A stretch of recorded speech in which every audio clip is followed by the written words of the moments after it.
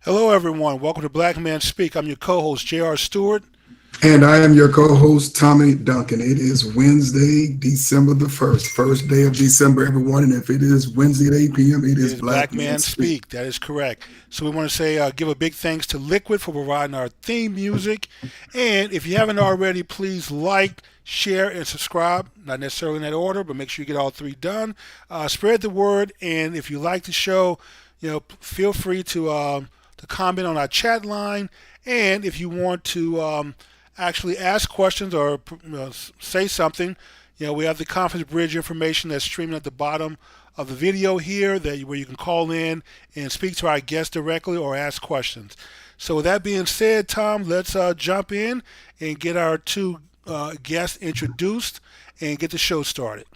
All right, good deal, Jimmy. That sounds like a great idea. First and foremost, we want to thank both of our special guests, Mr. Kendall Zachary and Mr. Justin Background, both who I believe would technically be considered to be millennials.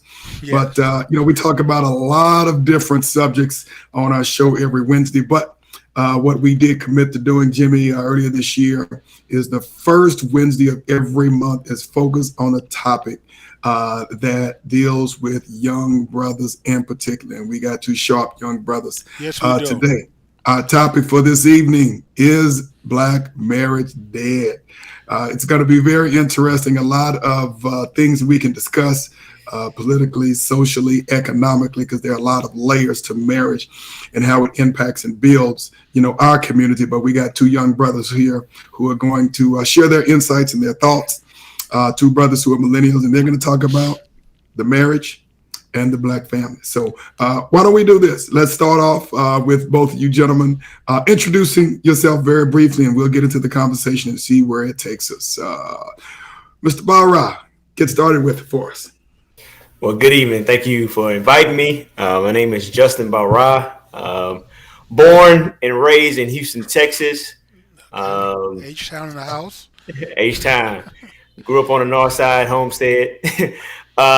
So yeah, man, my life just started out I'm a cradle Catholic. It's an odd thing that many Black people can't say, but from birth, and still am a Catholic today. So that is a foundation of a lot of the things that I believe in, obviously, and gets me to where I am today. And I attended Texas A&M. My background is mechanical engineering. I'm currently a project manager for an oil and gas company. Been doing that for now going on 10 years now. So I'm just excited to be here. Thank you for inviting me. Okay. And how long have you been married, children, etc.? Yeah, so I've been married 9 years. Going to be 10 years next year in May. So. And I have, thank you. And I have now 3 kids. We had a big gap. I have a 11-year-old now. And then we had one right before the pandemic and one during the pandemic. So, wow.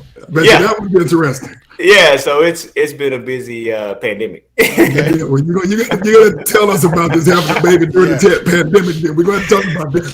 Social distancing, man. Social distancing. That's interesting. All right, Brother Zachary, tell us about yourself. Yeah, just a second, Justin. Just happy to be here. My uncle is J.R. Stewart, Jimmy Stewart. So he invited me on. So just really happy to be able to talk to like-minded individuals. So my name is Kendall Zachary. I was born and raised in Dallas, Texas. Like Justin, actually, I was raised Catholic as well. So Wow.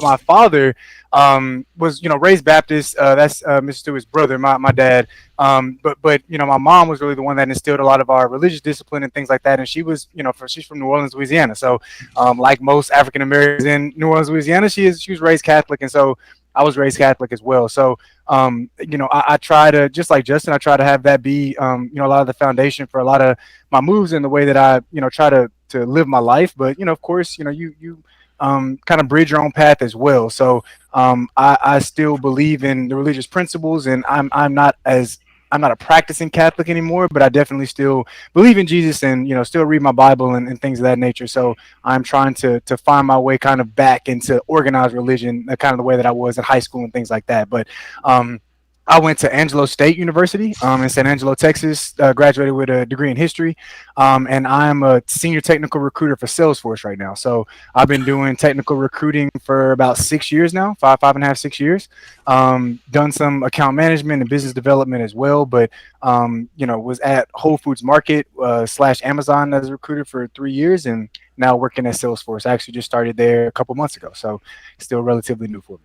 Okay, children, any Yeah, other? yes. So as a matter of fact, so and it's funny. So I'm actually about to get married. So Okay, Justin is kind of the OG in this category right now. But I actually get married next September on September 30th. congratulations. Thank you. Congrats. I have two children. So I have one son that's 7, and then I have a daughter as well that just turned 5 actually last week. So just enjoying the father life as well, man. It's definitely interesting. It's fun though, a lot of fun. All right, good deal. Well, no, that's great feedback. We appreciate you both sharing a little bit, kind of about your background, your history, and let's kind of get into the conversation and see where it takes us. I mean, I find it interesting. Both of you are Catholic. Interesting story. I grew up. Both of my family were traditional Baptist backgrounds, but my mother ended up marrying a gentleman who is now my stepfather, who is Catholic.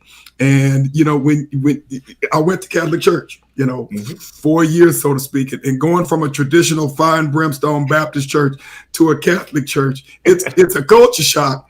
And then you go back, because when I went to college, so Yeah. that's a whole interesting dynamic and the influence that religion plays on your Absolutely. principles and your decisions. And I'm thinking y'all are going to probably talk about that when it comes to just family culture, marriage, and that kind of thing. And being in Texas, most folks in Texas, there's we're in the Bible Belt, and so there's a little bit of everything. But when you mention New Orleans in particular, I have a lot of good friends in New Orleans and Southern Louisiana in particular, and it's all pretty much Catholic. So Oh yeah, Okay. yeah, very, and very interesting culture. So yeah. And my family's from St. Martinville, Cade area, so that's the reason why, I'm obviously. familiar with St. Um, Martinsville. yeah, yeah, It's be yeah. one of my stomping ground cities. Hey, let's start with a quick question to both of you. Um, do you remember the tipping point? So you have someone in your life who's special, you fall in love, but there comes a point that you go from just wanting this person in your life to deciding that you're going to marry this person and settle down with them and have a family. What was that tipping point? If each one of you gentlemen can talk about that, your personal experience. Hopefully, Justin, you can think Yeah. back that far, but hopefully you still remember, kind of when it happened for you. So let's start with you, Kendall, since you're fresh. This just recently happened for Yeah, you. So what was your yeah. tipping point moment? Mine was a bit more fresh, and it's funny. So it's an interesting story. Mine actually happened, and I'll give you a little backstory so you can kind of understand it. But mine actually happened. I wasn't. My fiance's name is Chastity.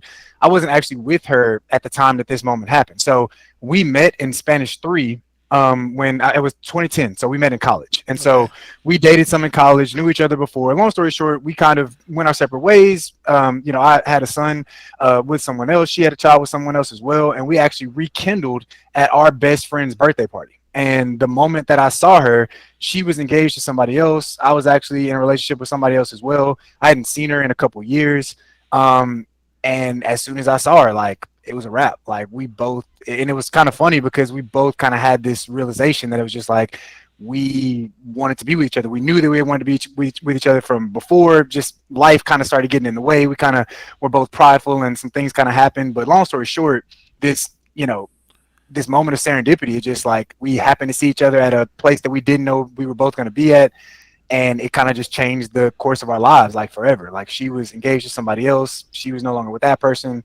I broke up with my girlfriend, we got together shortly later, and then now we're engaged and we're about to be married. So Well, when she was engaged, did you think you were going to lose out? I mean, were you thinking I did, and but that it you was may one of have those. missed your window? For sure, Uncle Mark. And it was one of those things to where, like, again, the pride, I think me just being prideful, I kind of thought, like, man, okay, I missed this window. Maybe that's just the way God intended. Like, maybe that was kind of the way that it should have been. And I didn't necessarily seek, her out. I didn't necessarily try and go force the issue and, have her try and break up with somebody else or something like that. I kind of just was letting life play itself out. And without me knowing, I kind of got dealt some cards to where we were in the same place at the same time. And the look that we kind of gave each other and just the feeling that we had instantly from seeing each other after so many years and all those memories flooding back and things like that, it changed the course of our lives and kind of led us to be where we are here today. So now, naturally her not being with her fiance at the time, me not being with my girlfriend, it didn't necessarily happen that day, right? Right. But pretty shortly after, it all You brimmed knew. and was a consequence of that moment for sure, Okay. no doubt, no Wow. Yeah. doubt. How about you, brother All Justin? right. All right, yeah. So as I go back into time, no, it's a couple things. I'm the third son, so I'm the youngest of three boys, and I've been able to. I've always been I'm an observant person, right? So I look at my brothers, I see what they've done. I've been able always to kind of live a little bit older than what I was because I was either hanging out with them. And so it just got to a point where I spent, from high school and then even in college, I dated someone for a long time in college and in high school, broke up, did my own thing and all that good stuff. And it was just like, from my perspective and how I wanted to live like life and from a just becoming a man, right? It's an evolution, right? Either you're going to stay a boy and make a decision that's especially from a faith-based standpoint, it was okay, Justin, we're not doing this. Like we're not dating this person and this person. Like I made the decision between myself saying, okay, I want to find someone that's equally yoked with me and have some of this, obviously some of the same principles of what a family life needs to be and things of that nature. So when for me and my wife, it's kind of similar to Kendall. Like she was dating someone, I wasn't dating someone at the time. We met in college. It was my last year and her first year, so we kind of knew each other, but it was like hi, how you doing type of deal. And then we rekindled in a sense of finding each other because I would always go back to A&M while she was in school, and we just started hitting it off. Like her best friend was dating one of my frat brothers, so we would always kind of see each other. So it was just like the circumstances just kind of, as Kendall said, kind of it happened, right? And then for me, what attracted me to her specifically was the fact that her mindset, like she wanted to go places, like she wanted to do things. It wasn't just and was very supportive of the things that I wanted to do, and those are the kind of traits that I was looking for in a mate. I was somebody that I felt like I could grow with. It's not perfect, but I could grow with, right? And that what got me to that decision. Okay. I have one more question. I'm gonna let Tom jump in because I know he's waiting to get in. So, Justin. So one of the things that you said, which is very important, I tell women and friends of mine who are women who ask this question, like, how do you know if you're with the right guy or not? And what I tell them is that if a guy can envision you in the future, if he see a future with you, then you have a Mm. fighting chance. So you said, you and your wife, y'all had goals yet, and obviously you had things that you saw that y'all were doing together, but that was a future state. It wasn't a current state. So you were thinking about a future life with her at this time. But my question is to both of you, and I'll start with Kendall, is the influence of your parents. Now, my brother and my sister-in-law are a great couple. They've been married, it seemed like forever, but just the nicest people you ever want to meet. And Kendall, I know they had to be a very positive influence to grow up in a household with a mother and a father, who through thick and thin have stayed together and have been a positive influence for you and brother T. And that's exactly right, Uncle Mark. And I think it's kind of funny though that you say that, because it's kind of worked as a double-edged sword a little bit. I think a lot of me growing up, especially in high school and college, I was almost like, but she's not my mom. Like I can't see myself marrying this girl. Like, and it should I've maybe when I was younger I should have just been taking bite-sized chunks. It's like, okay, you can just date this girl. You don't have to be looking down the road in marriage. But like I really was. But just to your point, Uncle Mark, like because my parents have had such a great marriage and they are best friends, that is the mold that I saw, like, and that is what I expected my relationships to be. And so, I don't think that it's a coincidence that I'm marrying my best friend. Like Chastity's my best friend. We were friends before it was anything, romantic or anything like that. We just loved each other's company. To Justin's point, I thought that she was, motivated. I thought that she was driven, extremely intelligent. Like some of the best advice that my dad gave me was like, marry a woman that's smarter than you, And so like she's That does help. Right, it helps, right? And so like she's extremely driven. She's got a sense of humor. She's extremely successful, very smart, and of course, it helps that she's beautiful. But like that was even further down the list. Like there were things mentally with her that I was a lot more attracted to first, and that then bridged the gap, and it created this romantic connection. So.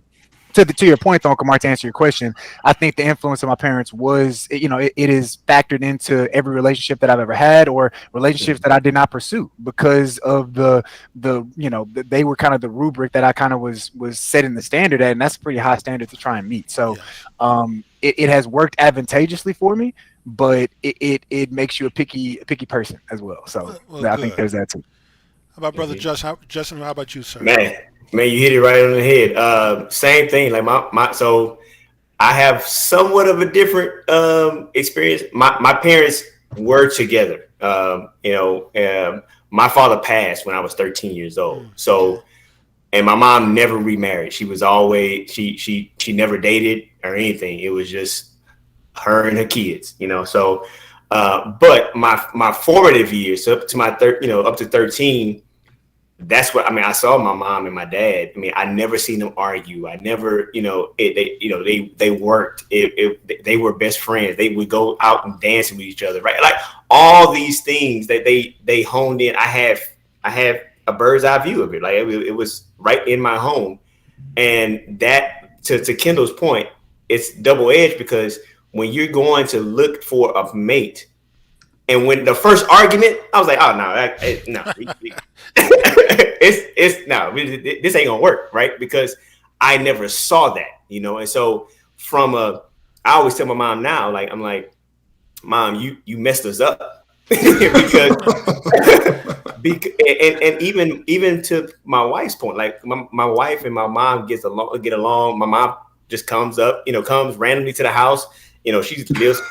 She lives 10 minutes away from here, right? And she lived with us throughout the whole pandemic, basically. And so like that's how my mom and her